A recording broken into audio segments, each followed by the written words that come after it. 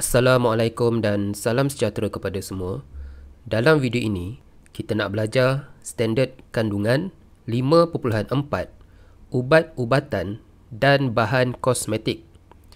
Standard pembelajaran 5.4.1 menjelaskan dengan contoh jenis ubat, fungsi dan kesan sampingannya. Apakah ubat? Ubat ialah bahan yang digunakan untuk membantu kita merawat atau mencegah penyakit. Ubat adalah selamat jika diambil dengan betul. Secara amnya, ubat adalah untuk kegunaan kesihatan, tetapi ada yang menyalahgunakan ubat sehingga memudaratkan diri sendiri. Terdapat dua jenis ubat, iaitu ubat tradisional dan juga ubat moden. Baik, kita nak lihat apa itu ubat tradisional. Ubat tradisional diperoleh daripada sumber semula jadi, iaitu daripada tumbuhan-tumbuhan herba ataupun haiwan tanpa tindak balas kimia. Biasanya disediakan dengan menghancurkan bahagian tertentu tumbuhan dengan menggunakan lesung dan disapukan pada anggota badan yang sakit. Ada juga bahagian tertentu tumbuhan atau haiwan yang direbus untuk mendapatkan patinya dan diminum.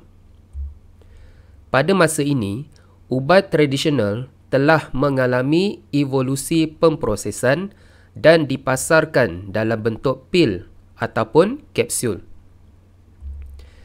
Berikut adalah contoh beberapa tumbuhan yang biasa digunakan sebagai ubat tradisional di Malaysia. Halia dapat menyingkirkan angin dalam badan, mencegah selesema dan membantu memanaskan badan.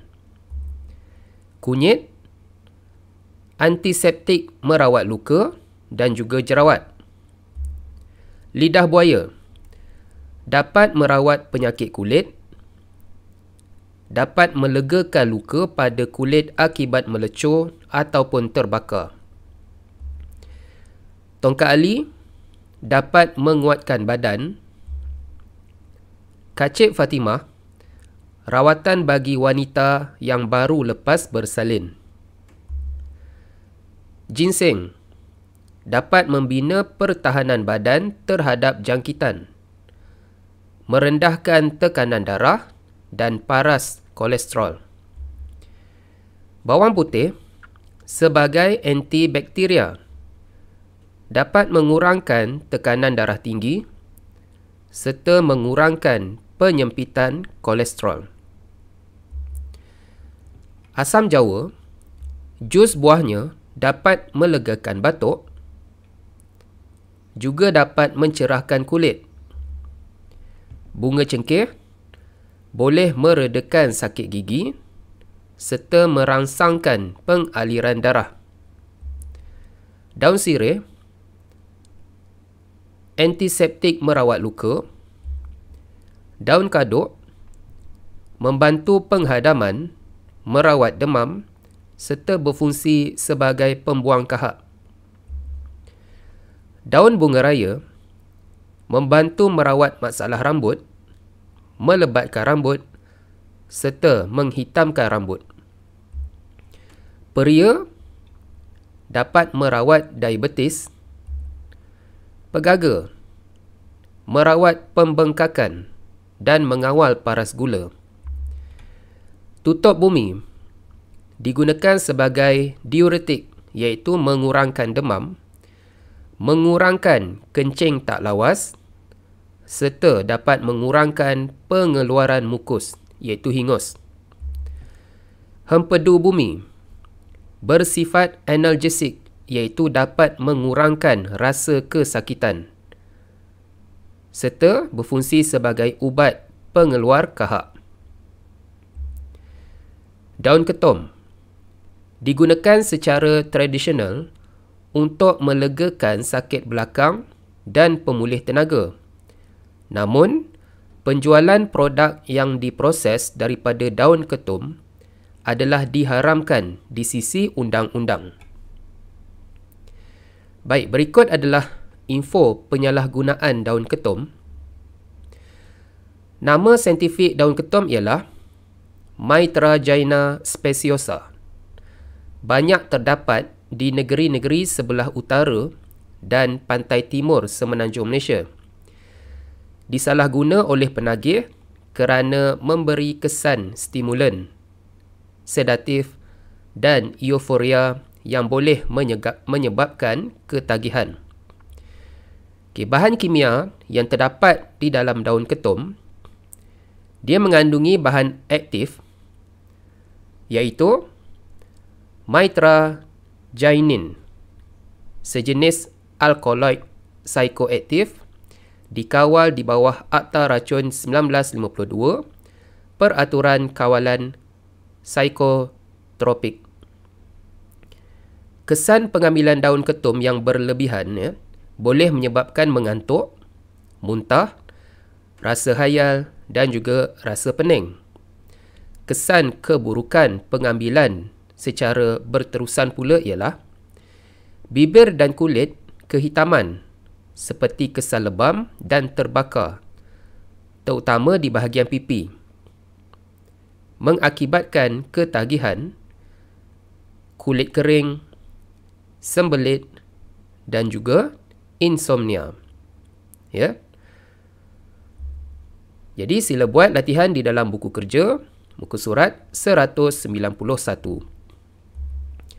Baik, kita nak belajar pula apa itu ubat moden. Perkembangan pesat dalam bidang penghasilan ubat melalui teknologi baru seperti bioteknologi, nanoteknologi dan kejuruteraan genetik telah memangkinkan industri penghasilan ubat-ubatan moden. Kebanyakan ubat moden yang dihasilkan pada hari ini adalah berasal daripada tumbuhan, mikroorganisma dan bahan kimia sintetik. Ubat moden terdapat dalam pelbagai bentuk seperti pil, kapsul, serbuk dan juga larutan.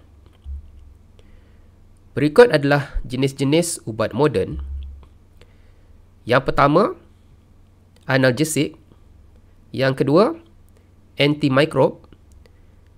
Yang ketiga, ubat psikotik. Yang keempat, anti-alergi. Dan yang kelima, kortikosteroid. Baik, jenis-jenis ubat moden, contoh, fungsi, cara penggunaan dan kesan sampingannya. Jenis ubat yang pertama ialah analgesik. Fungsinya adalah untuk melegakan kesakitan tanpa menyebabkan rasa kebas atau tidak sedar, iaitu pitam. Contoh ubat analgesik ialah aspirin. Fungsinya adalah untuk mengurangkan kesakitan, mengurangkan keradangan, iaitu bengkak, dan dapat mengurangkan pembekuan darah,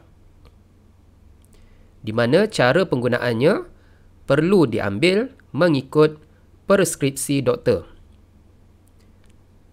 Kesan sampingan, dia bersifat asid, boleh menyebabkan pendarahan dalaman dan ulcer perut. Tidak sesuai untuk pesakit gastrik dan juga kanak-kanak. Contoh berikutnya adalah paracetamol. Fungsinya dapat mengurangkan kesakitan dan juga dapat mengurangkan demam. Juga perlu diambil mengikut preskripsi doktor. Paracetamol yang melebihi dos dapat menyebabkan kerosakan hati. Seterusnya, Codeine. Fungsinya adalah untuk mengurangkan kesakitan. Dapat merawat batuk serta merawat cirit-birit. Codeine menyebabkan seseorang itu berasa mengantuk. Jenis ubat yang kedua adalah antimikrob. Fungsinya adalah untuk membunuh mikroorganisma seperti bakteria, virus dan juga kulat. Okey. Contoh antimikrob yang pertama adalah antibiotik seperti penicillin dan juga streptomycin. Fungsinya adalah untuk membunuh atau merencatkan pertumbuhan bakteria. Diambil mengikut preskripsi doktor. Kesan sampingan ialah pesakit mesti mengambil antibiotik yang disarankan oleh doktor untuk memastikan semua bakteria dibunuh. Jika tidak, bakteria menjadi imun terhadap antibiotik tersebut. Jadi antibiotik perlu dihabiskan supaya bakteria tidak menjadi imun terhadap antibiotik tersebut. Yang kedua, alahan dapat membawa maut. Pesakit dengan alahan penisilin akan diberikan kad alahan ubat sebagai pemberitahuan tentang keadaannya. Okey. Kemudian, antimikrob yang kedua adalah antiseptik. Contohnya, hidrogen peroksida, iodin dan asid borik. Fungsinya adalah untuk melambatkan atau menghentikan pertumbuhan mikroorganisma secara luaran dan membantu mencegah jangkitan.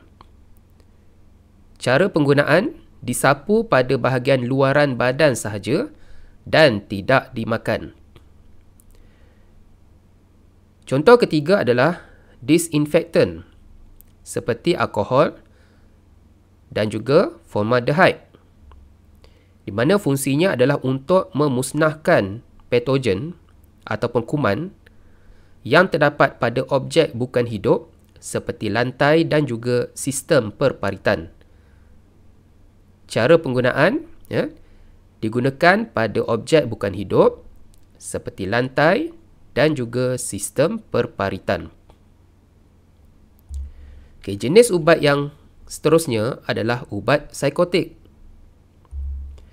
Fungsinya adalah untuk merawat psikosis, iaitu gejala penyakit mental yang menyebabkan pesakit melihat, mendengar atau mempercayai perkara yang tidak nyata.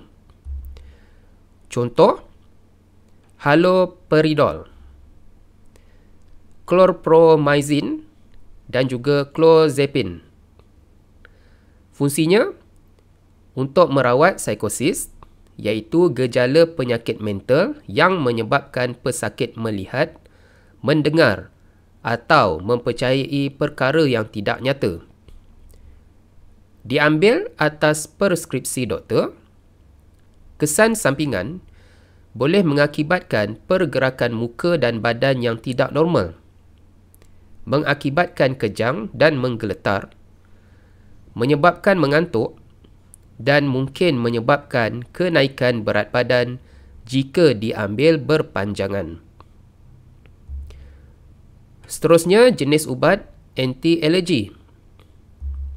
Fungsinya adalah untuk menghalang kesan alahan seperti ruam, kegatalan, batuk, bersin dan hidung berair. Contoh adalah antihistamin. Fungsinya dapat melegakan hidung berair dan kegatalan, serta dapat merawat hidung yang tersumbat. Hanya boleh diambil atas preskripsi doktor sahaja. Kesan sampingan boleh mengakibatkan mengantuk, mulut terasa kering, gangguan penglihatan dan sembelit jika diambil pada dos yang tinggi. Jenis ubat yang berikutnya adalah kortikosteroid. Fungsinya untuk memberikan kelegaan bagi kawasan yang mengalami keradangan, iaitu kemerahan, panas, bengkak ataupun sakit. Sebagai contoh, jika kita digigit nyamuk, maka kulit di bahagian yang digigit akan bengkak, merah dan sakit. Ia adalah contoh keradangan yang akan hilang dalam masa sekejap. Okay, contoh ubat kortikosteroid ialah betamethasone valerate atau prednisolone. Fungsinya untuk mengurangkan bengkak, kemerahan, gatal-gatal dan tindak balas alergi, asma serta artritis. Hanya boleh diambil atas preskripsi doktor. Kesan sampingan, pengambilan jangka panjang boleh menyebabkan muka sembab, tekanan darah tinggi dan peningkatan kandungan gula dalam darah. Baik, Standard pembelajaran 5.4.2 mewajarkan penggunaan ubat. Keberkesanan dan penyalahgunaan ubat. Ubat-ubatan moden dan tradisional dapat digunakan untuk merawat pelbagai jenis penyakit, termasuk penyakit yang sama. Namun, tahap keberkesanan mungkin sedikit berbeza. Ubatan moden telah menjalani pelbagai ujian klinikal sebelum boleh digunakan. Rawatan menggunakan ubat moden adalah lebih cepat berbanding ubat tradisional. Walaupun ubat tradisional berasal daripada sumber semula jadi, sesetengah ubat tradisional tidak mempunyai apa-apa data kajian untuk ditentusahkan akan keberkesanan dalam rawatan. Ini menyukarkan untuk melakukan pemantauan dan penggunaan dos rawatan yang betul. Penggunaan dos yang tidak tepat akan memberikan kesan yang tidak sepatutnya kepada rawatan dan dapat menjurus kepada penyalahgunaan ubat-ubatan. Contohnya, penyalahgunaan antibiotik akan menyebabkan rintangan antibiotik. Penyalahgunaan Kodena yang terdapat di dalam ubat batuk akan menyebabkan ketagihan. Penyalahgunaan ini tidak hanya melibatkan ubat-ubatan moden sahaja, malah turut merangkumi ubat-ubatan tradisional. Ubatan tradisional yang berasaskan herba mungkin boleh mengakibatkan kegagalan fungsi hati dan juga buah pinggang. Untuk mengharmonikan bidang rawatan tradisional dalam era moden, Akta Perubatan Tradisional dan Komplementari 2016 telah diperkenalkan bagi memastikan rawatan tradisional yang dibekalkan memenuhi kriteria yang telah ditetapkan oleh kerajaan. Dasar perubatan tradisional dan komplementari kebangsaan juga turut diperkenalkan untuk memastikan ubat-ubatan dan rawatan tradisional adalah selamat dan berkualiti. Bahagian Regulatory Farmasi Negara merupakan badan yang bertanggungjawab untuk menyelia kualiti dan keselamatan ubat-ubatan dan kosmetik di Malaysia. Standard pembelajaran 5.4.3 menjelaskan dengan contoh bahan kosmetik. Kosmetik ialah bahan atau produk yang digunakan secara luaran untuk membersih, melindungi atau mencantikkan penampilan seseorang. Terdapat 3 jenis kosmetik. Yang pertama, kosmetik rias. Yang kedua, kosmetik perawatan. Yang ketiga, pewangi. Kosmetik rias digunakan secara luaran untuk mencantikkan wajah.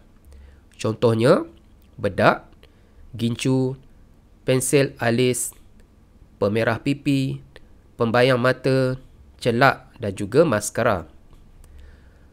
Kosmetik perawatan digunakan secara luaran untuk menyegarkan, menyembuhkan, melindungi dan mencantikkan badan. Contohnya krim, pelembap muka dan masker muka. Pewangi digunakan secara luaran untuk memberikan haruman. pewangi mungkin berasal dari petroleum atau bahan mentah semula jadi. Contohnya, deodoran dan juga minyak wangi. Bahan-bahan asas kosmetik, fungsi dan contohnya. Okey. Bahan asas kosmetik yang pertama ialah air. Fungsinya adalah sebagai pelarut bahan asas kosmetik. Air akan membentuk emulsi apabila komponen minyak dan air digabungkan untuk membentuk lotion ataupun krim. Bahan asas yang kedua adalah pengemulsi. Fungsinya adalah untuk membentuk campuran homogen antara air dan minyak. Jadi ini adalah campuran heterogen di mana minyak dia membentuk lapisan di atas permukaan air. Jadi pengemulsi ditambah ke dalam campuran yang mengandungi minyak dan air supaya minyak dan air dia dapat bercampur dengan sebati untuk membentuk campuran homogen. Contohnya lecithin, asid stearik dan polisorbate yang digunakan dalam krim dan juga lotion. Bahan asas yang ketiga adalah pemekat. Fungsinya adalah untuk memekatkan campuran. Contohnya gam zantan, gelatin dan gliserin yang digunakan dalam gel mandian, shampoo, krim dan juga lotion. Bahan asas yang seterusnya adalah pewarna. Fungsinya untuk memberikan warna agar kosmetik lebih menarik. Contohnya ferrum 3 oksida. Seterusnya, pelembap. Fungsinya adalah untuk mengekalkan kelembapan bahan kosmetik.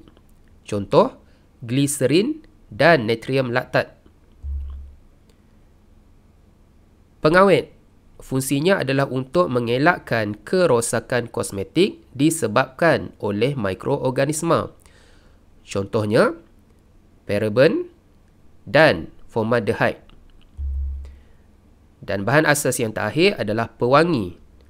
Fungsinya adalah untuk memberikan aroma yang menyenangkan. Contohnya, minyak pati. Standard pembelajaran 5.4.4 mewajarkan penggunaan bahan kosmetik. Penggunaan kosmetik dalam kehidupan.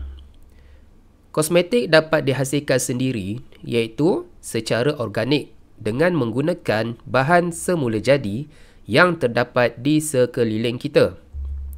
Sebagai contoh, minyak kelapa dan madu digunakan untuk melembapkan dan mencantikkan rambut.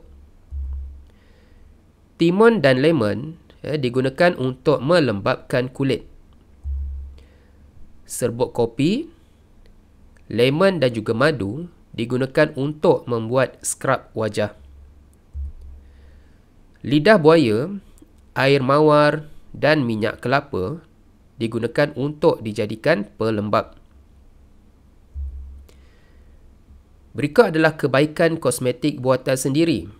Yang pertama, mudah dihasilkan dengan menggunakan bahan-bahan semula jadi. Yang kedua, selamat dan tiada bahan kimia. Dan yang ketiga, kos pembuatan yang murah. Penggunaan kosmetik komersial adalah lebih memudahkan. Pengguna hanya perlu memilih pelbagai jenis produk kosmetik komersial yang banyak dijual di pasaran. Kelebihan sesuatu produk kosmetik bergantung kepada jenis bahan yang digunakan untuk menghasilkan produk tersebut. Penggunaan secara teratur dan bersumberkan bahan yang berkualiti serta selamat mampu memberikan kesan yang diinginkan.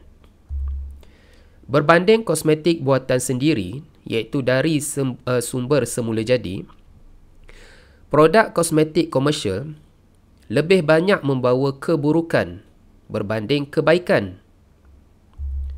Hal ini kerana terdapat pengeluar yang menggunakan bahan kimia berbahaya semasa menghasilkan produk kosmetik.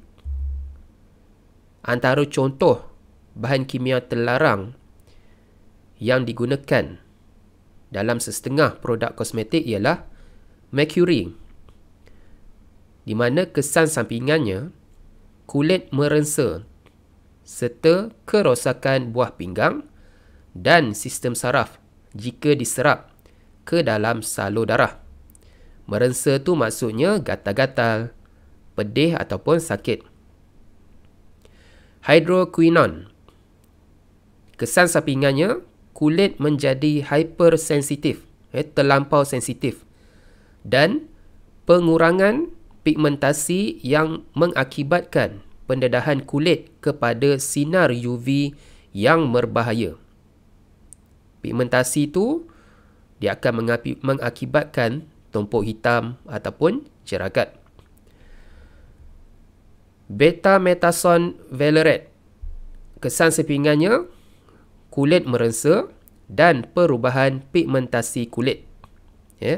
Di mana ketiga-tiga bahan ini biasanya dimasukkan ke dalam krim pemutih serta produk kosmetik lain secara tidak sah. Bahan kimia terlarang yang berikutnya adalah tretinoin. Kesan sampingan boleh mengakibatkan kulit menjadi kemerahan dan menggelupas. Biasanya dimasukkan di dalam krim jerawat. Keburukan kosmetik komersial mungkin mengandungi bahan kimia terlarang yang akan memberi kesan sampingan yang berbahaya. Iklan yang ditonjolkan secara berlebih-lebihan dan mengelirukan.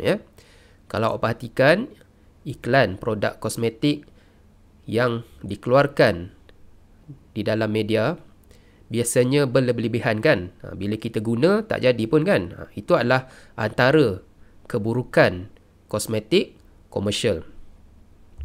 Jadi sila buat latihan di dalam buku teks muka surat 186, uji diri 5.4 dan latihan di dalam buku kerja muka surat 193.